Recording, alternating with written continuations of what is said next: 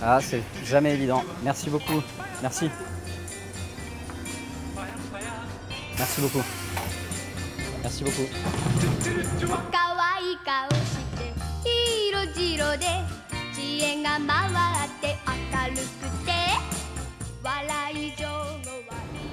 Aujourd'hui, j'aimerais vous parler de ce qui se passe quand on parle en public. En général, on a peur des autres, mais en fait, on n'a pas peur des autres. Ça vient d'un concept beaucoup plus central et beaucoup plus ancien.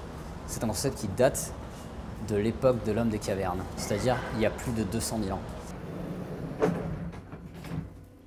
Bonjour mesdames et messieurs, excusez-moi de vous déranger tout d'abord. Je m'appelle Jean-François, j'ai 27 ans, je suis à la rue, c'est pas facile. Je suis divorcé il n'y a pas longtemps, j'ai pas d'enfant, mais j'aime la vie quand même malgré ça et j'espère que vous l'aimez aussi. Je vous souhaite à tous une excellente semaine. Je vais pas vous demander grand chose, un sourire, un peu d'amour, que vous aimez quelqu'un d'autre ou une clope. Voilà, si vous avez quelque chose c'est super, si vous avez rien, merci quand même et passez une excellente semaine. Il y a un peu plus de 200 000 ans, on vivait dans des tribus de 100 à 200 personnes. On était des hommes des cavernes, là, en mode ouais, on fait des trucs. Et on était tellement bien organisés que s'il y en avait un qui faisait vraiment le con et qui commençait vraiment à faire le fifou dans la tribu, on le virait directement. Et le mec qui se faisait virer, mais ses chances de survie, elles étaient amoindries, un truc de malade. Du coup, il y avait une vraie peur de se faire virer de la tribu.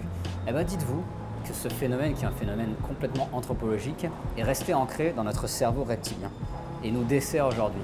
Vous imaginez que le seul truc qui vous empêche de parler aux autres, c'est votre cerveau reptilien qui vous dit « si tu parles maintenant, tu vas te prendre la honte, tu vas mourir, tu vas être viré de la tribu ». C'est faux. Et c'est un truc qui reste encore aujourd'hui et qui est ancré dans notre société. C'est même pas une question de honte, ça n'a rien de personnel, c'est simplement un vieux truc qu'on porte depuis la nuit des temps et qui est complètement ridicule. Alors, je suis conscient que cette vidéo ne s'adresse pas à tout le monde. Il y a des gens plus introvertis et d'autres plutôt extravertis. Mais ce que je veux dire, c'est que si vous voulez sortir un peu de votre zone de confort et tester quelque chose de nouveau, faites-le. Rien ne peut vous arriver. Littéralement, vous ne pouvez pas mourir avec ça. Votre cerveau va vous dire oui, oui, oui, mais en fait, non, non, non. Vous n'êtes pas vraiment obligé de mentir. Vous pouvez par exemple rentrer dans une tram de métro et dire simplement bonsoir mesdames et messieurs, je vous souhaite à tous un bon week-end, je vous aime, merci à tous, bonne soirée. Les gens évidemment réagiront comme ils veulent. Ils vous diront bravo, ils vous ignoreront, c'est pas grave. Mais surtout, vous ne faites pas ça pour eux, vous faites ça pour vous. Ce qui est intéressant, c'est de le faire pour le faire. D'arrêter justement de vivre avec ce voile dans la tête et de se dire tout le temps genre « Oh mon Dieu, le jugement des autres, oh là là, je ne peux pas faire, je n'existe pas ». Vous existez tout le temps ici. Vous faites partie de ce miracle de la vie, c'est votre film. Jusqu'où faudra-t-il aller pour que vous vous le dites? Il y a 1000 façons de se rendre vivant. Mais il y a des façons super simples et dans le moment présent, là, maintenant.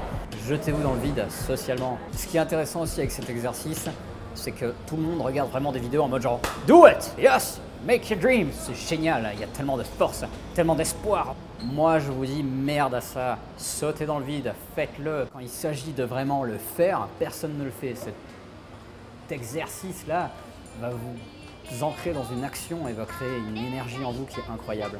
Faites-le.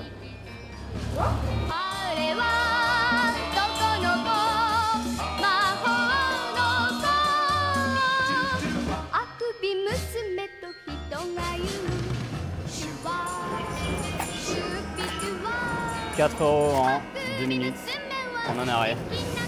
C'est plus que ce que je gagne en travaillant partout.